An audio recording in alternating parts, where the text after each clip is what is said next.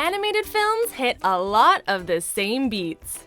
Welcome to MsMojo, and today we'll be counting down our picks for the top 10 animated movie cliches. I'm wishing for the one I love to find me. Before we begin, we publish new content every day, so be sure to subscribe to our channel and ring the bell to be notified about our latest videos. For this list, we'll be examining the common tropes and other recurring elements found in animated films, both traditional and computer animated. Number 10. Wishes and dreams. Animated films are usually directed at children, and one of the most common lessons they try to instill is to think of the future. So what'll it be, Master? You're gonna grant me any 3 wishes I want, right? To that end, many animated movies depict their characters' dreams and wishes. Oftentimes, these wishes are quite literal, with characters stating what they want and these desires then magically come true. This can sometimes lead to the protagonist coming to realize that the old adage is true: we should be careful what we wish for. Overall though, wishes and dreams are a constant of animation that inspired many of us to pursue our own.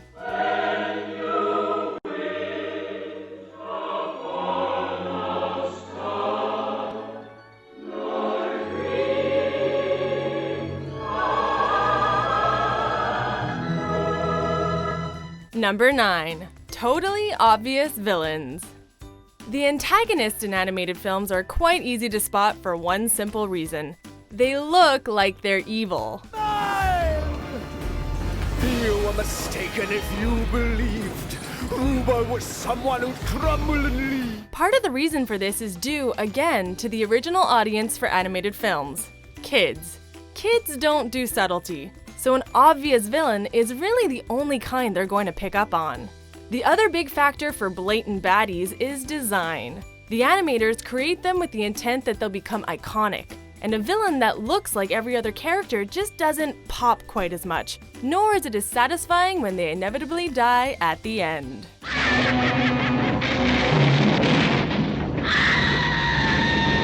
Number 8. The Dumb Henchmen. Every villain, regardless of how obvious they are, needs a henchman or two to do their dirty work. Unfortunately for them, almost every animated villain is surrounded by idiots. I'm surrounded by idiots. These goons are typically written as stupid to emphasize the main antagonist's intelligence. Their dumb antics are also used as comic relief, as particularly evil or violent villains can sometimes use a little comedy to take the edge off. Oh, right, the poison for Cusco, the poison chosen specially to kill Cusco, Cusco's poison. That poison? Yes, that poison. Got you covered. Lastly, incompetent henchmen are frequently the cause of their boss's downfall, either by betraying them due to mistreatment or due to one of their blunders. Number 7. The damsel in distress and the hero.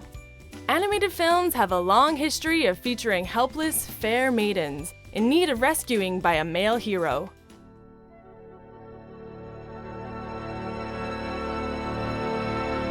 This sort of plot element is rampant across popular culture and stories throughout history. Someone in danger usually propels the hero to greater heroics. Its prevalence in animation is likely due to how early films often adapted fairy tales and other folk tales, in which the regressive trope is common. However, this is one cliché that's so omnipresent that some films find ways to do interesting twists on who rescues whom. Well, if it isn't the captain, what kept you?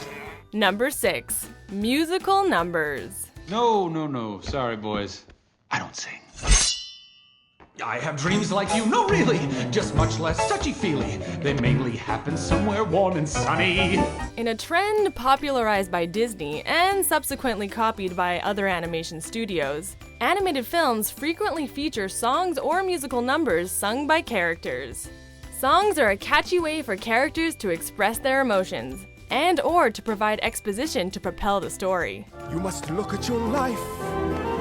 Look at your life through heaven's eyes. Music gets stuck in our heads much more easily than dialogue, and when it's combined with some beautiful animation, songs can easily become the most memorable parts of a film. While this trend has been a bit overdone to some degree, when it works really well. Before we're through, Mr. I'll make a man out of you. Number 5. Dead parents. Animated film protagonists rarely have two parents, and if they do, one or both of them are likely to end up deceased by the end of the movie. Long live the king. This morbid cliche is due to the fact that many of the main characters in animation are young, and therefore would be less likely to get into as many adventures as they do if their parents were around to be protective. In addition, the death of a parent acts as a sad and often motivating moment in the protagonist's lives, often setting them on a path towards becoming a hero, even if a living parent doesn't approve of their dream. You know you can't swim well. I can swim fine, Dad, okay? No, it's not okay. You shouldn't be anywhere near here. Number 4. Love at first sight. The trope of characters falling in love simply from seeing one another is a long-standing one in fairy tales, particularly when presented in visual form, and animated films are no exception. I've never seen a human this close before. Oh, he's very handsome, isn't he? Love at first sight may be possible in real life, but it ain't like the movies. However, it's a simple way of pairing up two characters that is obvious to everyone in the audience, especially children, who, as we've established, probably wouldn't pick up on gradual or subtle attraction. Instant love also occurs when the filmmakers want to have a romance as part of the plot, but not necessarily as the focus.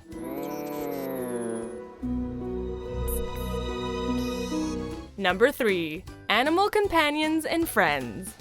Many animated films feature human heroes with animal sidekicks, regardless of whether intelligent and/or talking animals fit into the overall tone of the film. Oh, this is gonna be fun. We can stay up late, swapping manly stories, and in the morning, I'm making waffles. While many of these animal companions are included simply because Disney did it, animals in general are appealing to kids as they're often cute or act as comic relief, and have thus been a fixture of animation since the medium's early years.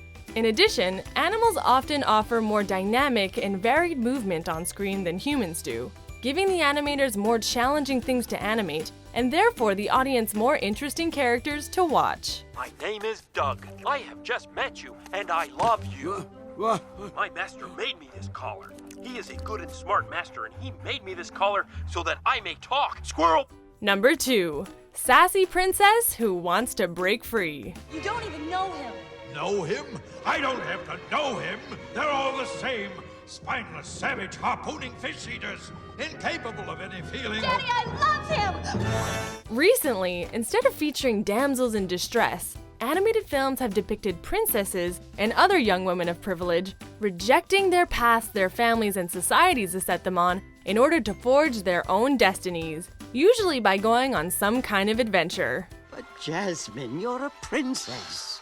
Then maybe I don't want to be a princess anymore. While this can sometimes cause these characters to appear unaware of the benefits of their positions, or unmindful of their responsibilities, usually this plot device works as intended by showing the audience a determined character pursuing their deserved goals, regardless of what other people expect of them. With him, you will be safe from harm. Father, I think my dream is pointing me down another path. Before we get to our top pick, here are a few honorable mentions. Now, Father, you're living in the past. This is the 14th century. You mean it's funny? Oh, sure, yes!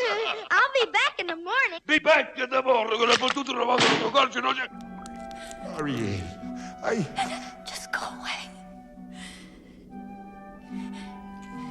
Number 1. Happy endings.